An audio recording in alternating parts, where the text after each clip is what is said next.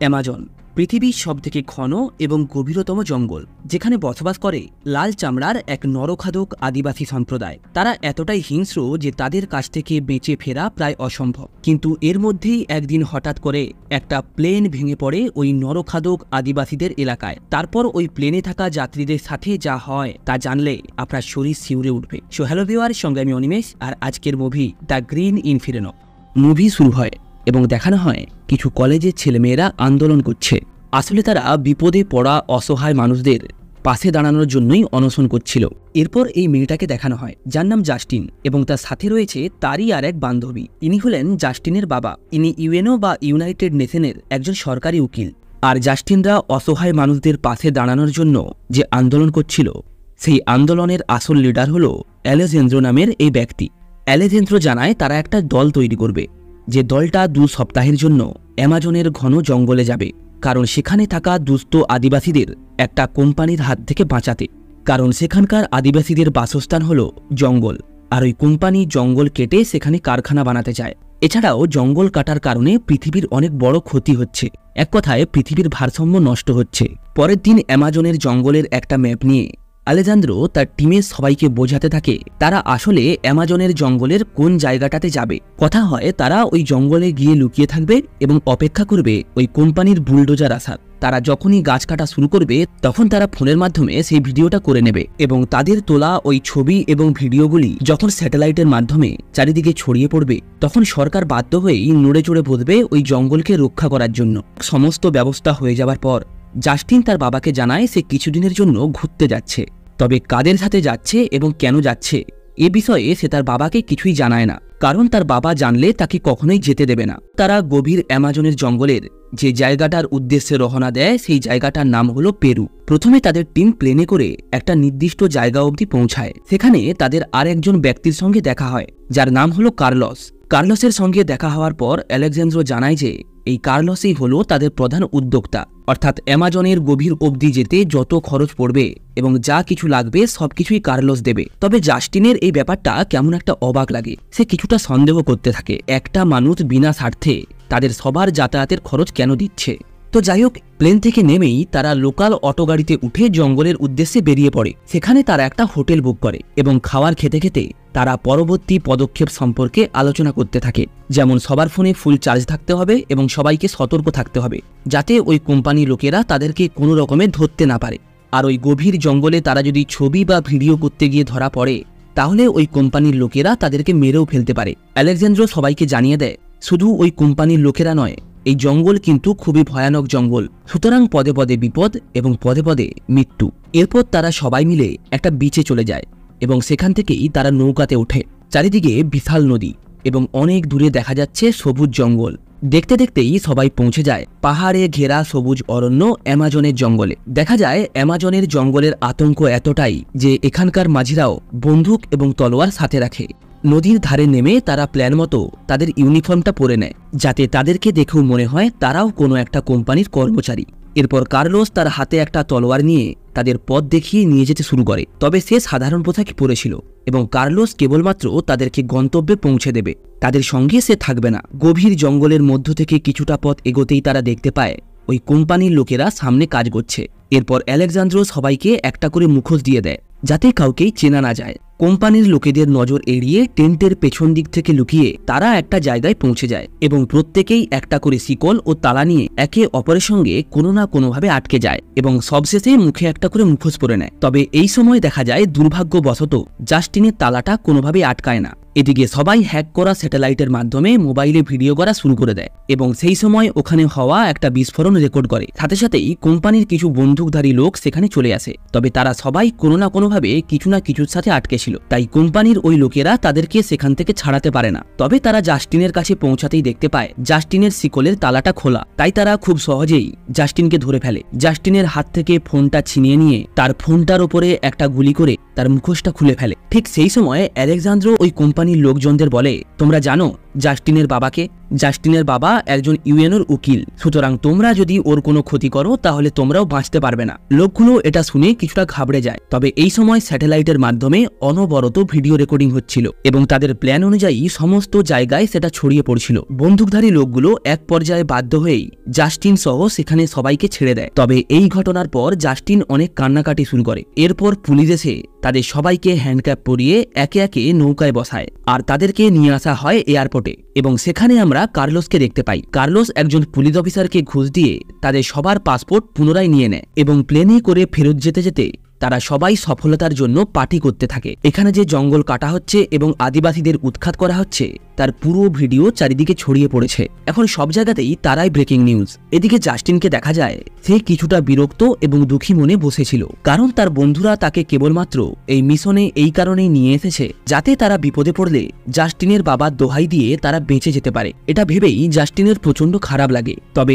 এই সময় হঠাৎ করেই তাদের প্লেনে কিছু একটা সমস্যা তৈরি হয় এবং আর কিছু সময়ের মধ্যেই অ্যামাজন জঙ্গল পেরোনোর আগেই প্লেনটা ভেঙে চুড়ে ওই জঙ্গলের ভেতরে গিয়ে পড়ে। প্লেনের মধ্যে থাকা তাদের সদস্যরা কেউ কেউ ছিটকে প্লেনের বাইরে পড়ে যায় এবং প্লেনের পাইলট সেখানেই মারা যায়। একই সাথেই অন্যান্য অনেক সদস্যরা আহতও হয়। তবে এই ভয়ানক প্লেন দুর্ঘটনায় কয়েকজন কিন্তু মারাও যায়। যারা বেঁচে ছিল তারা নিজেদেরকে কিছুটা সামলে নিয়ে সেখানে জিপিএস খোঁজা শুরু করে। আলেকজান্দ্রো তখন সবাইকে বুঝিয়ে বলতে শুরু করে এখান থেকে যদি বেঁচে ফিরতে হয় তাহলে ওই লোকগুলো যেখানে জঙ্গল কাটছিল সেখানে আমাদেরকে খুব দ্রুত পৌঁছাতে হবে। এই কথাটা বলতে না বলতেই তার গার্লফ্রেন্ডের মাথায় একটা তীর এসে লাগে এবং এতে সে প্রাণে মারা যায়। শুধু মেয়েটি নয়, তীরের আঘাতে মারা যায় টিমের আরও কিছু মেম্বার। আর বেশ কিছুক্ষণ পরে দেখা যায় অ্যামাজনের জঙ্গলের কিছু অদ্ভুত মানুষ তাদেরকে নৌকায় করে কোথাও একটা নিয়ে যাচ্ছে। এই মানুষগুলো হলো অ্যামাজনের গভীর জঙ্গলের আদিবাসী, যাদের মধ্যে এখনো সভ্যতার কোনো ছোঁয়া পড়েনি। নিজেদের পরিচয় বোঝানোর জন্য এরা শরীরে লাল রং মেখে রেখেছে। নতুন মানুষদের আসতে দেখেই ওই আদিবাসী এলাকার সমস্ত মানুষ দৌড়ে দৌড়ে আসে, যেন অনেক দিন পর তারা লোভনীয় কিছু দেখতে পেয়েছে। প্রত্যেকেই এক ঝাঁক পিঁপড়ের মতো করে এসে সবার গায়ে হাত বোলাতে শুরু করে। জাস্টিন এবং তার অন্যান্য সঙ্গীরা এই লাল শরীরের ধারালো দাঁতের প্রায় বস্ত্রহীন মানুষদের আচরণ দেখে অনেক ভয় পেয়ে যায় আর তারা আতঙ্কে চিৎকার করতে শুরু করে। সেখানের আশেপাশে তাকালে বোঝা যায় তারা এক একটা লাঠির ওপরে মানুষের মাথা পুঁতে রেখেছে, তাও আবার একটা দুটো নয়, অসংখ্য, যা দেখে স্পষ্ট বোঝা যায় তারা কতটা হিংস্র প্রকৃতির। এই আদিবাসীরা তাদের সবাইকে তাদের গোষ্ঠীতে নিয়ে যায় এবং সেখানে গেলেই দেখা যায় তাদের মহারানীকে। তার গায়ের রং আবার হলুদ এবং হাতে একটা লাঠি। এখানেই বলে রাখি, আদিবাসীদের মধ্যে একটা পুরুষ মানুষ আছে যার গায়ের রং কালো, আর সেই হলো এই গোষ্ঠীর রাজা। বন্দী হওয়া এই মানুষগুলোকে দেখে মহারানী তার হাতে থাকা একটা সূচলো নখ দিয়ে তাদের চোখ চুল নখ খুঁটিয়ে দেখতে থাকে আর একটা অদ্ভুত অজানা ভাষায় তার প্রজাদের কিছু একটা বলে। এরপর জাস্টিন এবং তার বন্ধুদেরকে তারা কাঠের তৈরি একটা খাঁচায় বন্দি করে রাখে, কিন্তু সবাইকে নয়। জোনাকে তারা এক বিশেষ পানীয় খাইয়ে বাইরেই শুইয়ে দেয়। কিছু লাল শরীরের মানুষ তার হাত পা চেপে ধরে। ঠিক এই সময়ে আদিবাসীদের সেই মহারানী তার সুচলো নোকটা দিয়ে একটা একটা করে জোনার চোখ উপড়ে খেয়ে ফেলে। জোনা মৃত্যু যন্ত্রণায় চিৎকার করে ওঠে আর খাঁচায় বন্দি থাকা বাকি সদস্যরাও বুঝে যায় যে এখানে আদিবাসীরা তাদেরকে কেন বন্দি করে রেখেছে। এক এক করে বাকি আদিবাসীরা তার হাত পা কাটতে শুরু করে। এরপর তাদের দলের মহারানী জোনার মাথাটাকে কেটে ফেলে। আসলে ওই আদিবাসী গোষ্ঠীদের কাছে বাইরের যে কোনো মানুষ শুধুমাত্র লোভনীয় খাদ্য ছাড়া আর কিছুই নয়। তারা শুধু মানুষ বলতে নিজেদেরকেই বোঝে।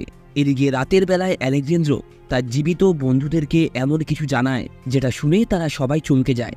সে বলে, এই যে আমরা অ্যামাজনের পেরু এলাকায় এসেছি ওই কোম্পানির হাত থেকে জঙ্গল এবং বাকি আদিবাসীদের বাঁচাতে, এটা কিন্তু আসল সত্য নয়। আসল সত্যটা হলো যে কোম্পানি জঙ্গল কেটে ফ্যাক্টরি তৈরি করছিল, ওই একই রকম আরও একটা কোম্পানি রয়েছে, তারাও জঙ্গল কেটে ফ্যাক্টরি বানাতে চায় এবং ঠিক এই কারণেই আগের কোম্পানিটাকে বদনাম করার জন্য দ্বিতীয় কোম্পানি কার্লোসকে কিছু টাকা দেয়। আর এই কাজটা করার জন্যই কার্লোস এসে যোগাযোগ করে আলেকজান্দ্রোর সঙ্গে। এসব কথা শোনা মাত্রই জাস্টিন এবং সেখানে উপস্থিত বাকি লোকেদের পায়ের তলা থেকে মাটি সরে যায়। তারা বুঝতেই পারেনি তারা কখন একটা বড় ষড়যন্ত্রের শিকার হয়ে গেছে।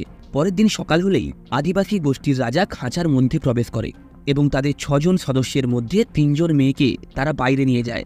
3টে মেয়েকে একসঙ্গে দাঁড় করিয়ে তাদের পোশাক খুলে তারা তাদেরকে নগ্ন করে। আসলে মহারানী এটাই দেখতে চায় ওই 3টি মেয়ের মধ্যে কুমারীকে। জানা যায় ওই 3টি মেয়ের মধ্যে কেবলমাত্র জাস্টিন ছিল কুমারী এবং তারা সাথে সাথেই জাস্টিনকে টেনে হিঁচড়ে একটা ঘরের ভিতরে নিয়ে যায় এদিকে খাঁচার ভেতরে থাকা আলেকজান্দ্র এবং বাকি সদস্যরা পালানোর জন্য তাদের কাছে থাকা একটা ফোনে রিংটোন বাজিয়ে সেটাকে তাদের থেকে কিছুটা দূরে ছুঁড়ে দেয় এবং এই কারণেই সেখানে পাহারা দেওয়া আদিবাসী সৈন্যরা সেটাকে দেখার জন্য দূরে ছুটে যায়। আর এই সুযোগেই তাদের দলের একটা মেয়ে খাঁচা থেকে বেরিয়ে জঙ্গলের দিকে পালিয়ে যায়। এদিকে সেই আদিবাসীরা জাস্টিনকে অদ্ভুতভাবে সাদা রং মাখিয়ে মাথায় লাল টিকা দিয়ে তার বন্ধুদের কাছে পাঠায়। তবে সে কিছুতেই এটা মনে করতে পারে না যে ওই বন্ধ ঘরের ভেতরে তার সঙ্গে কি করা হয়েছে। এরপর সেখানকার আদিবাসী বাচ্চাদের হাতে তাদের জন্য কিছু খাবার দেওয়া হয়। ওই আদিবাসীদের মধ্যে সবাই প্রায় হিংস্র হলেও তাদের মধ্যে একটা ছোট্ট বাচ্চা ছিল একটু অন্য ধরনের। এই বাচ্চাটার মধ্যে হিংস্রতা ছিল না, এই কারণেই তার সঙ্গে জাস্টিনের বেশ ভাব হয়ে যায়। এদিকে বেঁচে থাকতে গেলে শক্তির প্রয়োজন, এই কথা ভেবেই তারা সবাই মিলে আদিবাসীদের দেওয়া খাবারটাকে চুপচাপ খেতে শুরু করে। তবে খাবার খেতে খেতে তাদের মধ্যে একটা মেয়ে লক্ষ্য করে তার হাতের বাটিটাতে ট্যাটু আঁকা চামড়ার মতো কিছু একটা লাগানো। ওই ট্যাটুটা তার খুব চেনা চেনা মনে হয়, কারণ ওই ট্যাটুটা ছিল খাঁচার ভেতর থেকে কিছুক্ষণ আগে পালিয়ে যাওয়া সেই মেয়েটার ট্যাটু। অর্থাৎ ওই মেয়েটাকে তারা ধরে এনেছে এবং তাকেই মেরে তারই মাংস খাদ্য হিসাবে তৈরি করে সবাইকে খাওয়াচ্ছে। এইসব ভয়ানক দৃশ্য দেখে ভয়ে আতঙ্কে তার হাতে থাকা বাটিটাকে ভেঙে সেটা দিয়ে নিজের গলা কেটে আত্মহত্যা করে। মেয়েটা আত্মহত্যা করার পর বাকি চারজনও খুব ভালোভাবে বুঝে যায় কিছুক্ষণের মধ্যেই তারাও আদিবাসীদের খাদ্য হতে চলেছে। তাই তারা তাদের কাছে থাকা একটা মাদক জাতীয় বস্তু ওই মেয়েটার মৃতদেহের মধ্যে ঢুকিয়ে দেয়। এরপর আদিবাসী গোষ্ঠীর রাজা এসে তাদের নতুন খাদ্যকে তুলে নিয়ে যায় রান্না করার জন্য, আর সেই রান্না খেয়ে আদিবাসী গোষ্ঠীর সবাই জ্ঞান হারিয়ে ফেলে। এই সুযোগেই জাস্টিন এবং তার আরেক বন্ধু খাঁচা থেকে বাইরে বেরিয়ে আসে। তবে তাদের আরেকজন সঙ্গী বাইরে বেরোতে গেলেই আলেকজান্দ্র তাকে খাঁচায় পড়ে থাকা ওই আদিবাসীদের অজ্ঞান করা যন্ত্রটা দিয়ে তাকে অজ্ঞান করে দেয়, কারণ সে জাস্টিনদের সঙ্গে পালিয়ে যাওয়ার প্ল্যান করেনি। এরপর আর কোনো উপায় না পেয়ে জাস্টিন এবং তার ওই বন্ধু সেখান থেকে কোনো রকমে পালিয়ে যায়। এদিকে দেখা যায় আলেকজান্দ্র যাকে অজ্ঞান করে দিয়েছিল তাকে সেখানকার আদিবাসীরা কাঁচা কাঁচাই ছিঁড়ে খেয়ে ফেলে। অন্যদিকে জাস্টিন দৌড়াতে দৌড়াতে তার ওই বন্ধুর সঙ্গে নদীর পাড়ে চলে আসে এবং নদীর উল্টো পারে তারা একটা ধোঁ দেখে বুঝতে পারে সেখানে নিশ্চয়ই কিছু একটা আছে। এই কারণেই তারা প্রায় খরস্রোতা নদীতে ডুবতে ডুবতে কোনো রকমে নদী পেরিয়ে ওই পাড়ে গিয়ে ওঠে। সেখান থেকে বেশ কিছুটা জঙ্গলের ভেতরে যাওয়ার পর তারা দেখে ওই আদিবাসীরা প্লেন দুর্ঘটনায় মারা যাওয়া মৃতদেহগুলিকে লাঠি দিয়ে গেঁথে ঝুলিয়ে রেখেছে।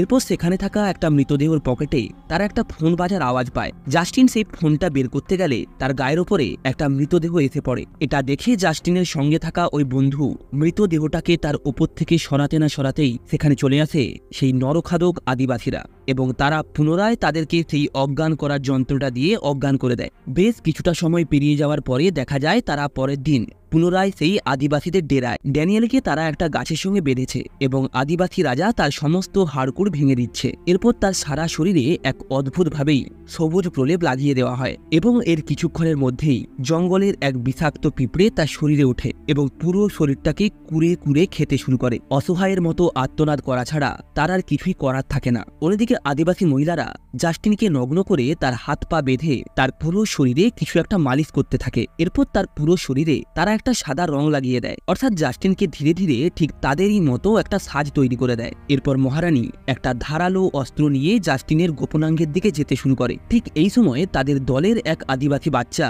আরও একটা মানুষের কাটা মাথা নিয়ে এগিয়ে এসে কিছু একটা বলে, আর এই সুযোগেই তাদের আদিবাসী দলের মধ্যে থাকা ওই নিরীহ বাচ্চাটা জাস্টিনের হাতের দড়িটা কেটে দেয়। আর ওখানে থাকা একজন আদিবাসী মহিলাকে ধাক্কা দিয়ে জাস্টিন কোনো রকমে তার বন্ধুর কাছে যায় এবং তার কাছ থেকে ফোনটা নিয়ে নেয়। অন্যদিকে ড্যানিয়েল জাস্টিনের কাছে মৃত্যু ভিক্ষা চায়, কারণ সে এই যন্ত্রণা আর সহ্য করতে পারছিল না। এই সময় দেখা যায় জাস্টিনের সঙ্গে থাকা সেই বাচ্চাটা তাকে কিছু একটা দিয়ে অজ্ঞান করে দেয় এবং তার গলাটা কেটে তাকে ওই ভয়ানক যন্ত্রণা থেকে মুক্তি দেয়। অন্যদিকে স্বার্থপর আলেকজান্দ্র জাস্টিনের কাছে তাকে বাঁচানোর অনুরোধ করে, তবে জাস্টিন তার আসল চেহারা খুব ভালোভাবেই দেখে ফেলেছে, তাই সে তার কোনো সাহায্য না করেই ওই বাচ্চা ছেলেটার দেখানো পথ অনুসরণ করে সেখান থেকে পালাতে শুরু করে। এভাবেই পালাতে পালাতে জাস্টিন কোনো রকমে জঙ্গল পেরিয়ে গিয়ে একটা জায়গায় এসে দেখে কোম্পানির লোকেরা ওই আদিবাসীদের গুলি করছে। কোম্পানির লোকেরা জাস্টিনকে এমন আদিবাসীর কাজে দেখে তার উপরে যখন গুলি চালাতে যাবে তখনই জাস্টিন তার হাতে থাকা ফোনটা দেখিয়ে তাদেরকে বোঝানোর চেষ্টা করে সে কোনো আদিবাসী নয়, সে তাদের মতোই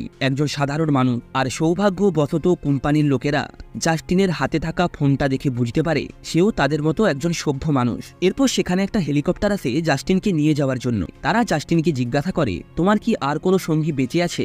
জাস্টিনের সমস্ত সঙ্গীরা তখন মারা গিয়েছিল, থাকার মধ্যে শুধু ছিল ওই স্বার্থপর আলেকজান্দ্রো। তাই জাস্টিন স্পষ্ট তাদেরকে জানিয়ে দেয় না, আমি একাই বেঁচে আছি। কারণ সে চেয়েছিল আলেকজান্দ্রো যাতে তার নিষ্ঠুরতা ও স্বার্থপরতার জন্য উপযুক্ত শাস্তি পায়। আর ঠিক সেটাই হয়। ওই আদিবাসীদের ডেরায় বসে জাস্টিনের হেলিকপ্টারটাকে চলে যেতে দেখা ছাড়া আলেকজান্দ্রোর আর কিছুই করার ছিল না। জঙ্গল থেকে ফিরে আসার পর জাস্টিনকে সেখানকার সরকার জিজ্ঞাসা করে তোমাদের সাথে কি হয়েছিল। তবে জাস্টিন তাদের সাথে ঘটে যাওয়া কোনো ঘটনাই তাদেরকে বলে না, এমনকি সে আদিবাসীদের কোনো দোষারোপও করে না। সে বলে আমার সমস্ত বন্ধুরা দুর্ঘটনায় মারা গেছে এবং সৌভাগ্যক্রমে আমি ওই আদিবাসীদের হাতে পড়েছিলাম, তাই আমি কোনো রকমে প্রাণে বেঁচে গেছি। এখানে সবার মনে প্রশ্ন আসতেই পারে যে জাস্টিন মিথ্যে কথাটা কেন বলল। আসলে জাস্টিন ভালোভাবেই জানতো যে ওই আদিবাসীগুলো সভ্যতার ছোঁয়া পায়নি। ওরা জানে ওই জঙ্গলের মধ্যে অর্থাৎ তাদের গোষ্ঠীর কয়েকজন মানুষ ছাড়া বাকি সবাই তাদের কাছে খাদ্য। তারা ছোট থেকেই ওই একইভাবেই বিভিন্ন প্রাণী মেরে খেয়েছে, তাই সে এতে আদিবাসীদের কোনো দোষ দেখতে পায় না। তো মুভিটা ভালো লেগে থাকলে